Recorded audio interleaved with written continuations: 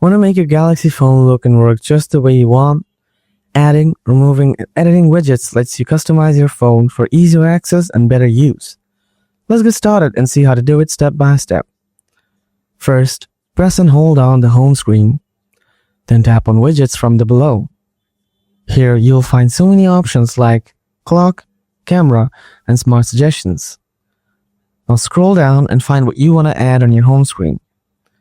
Like calendar, so tap on calendar. Now choose what style you want to add. Like I'm going to select the second one.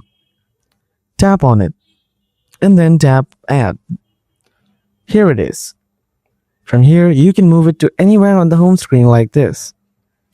Or you can change its size by sliding your finger like this. If you want to remove it, then press and hold on to it, and then tap remove. And that's it.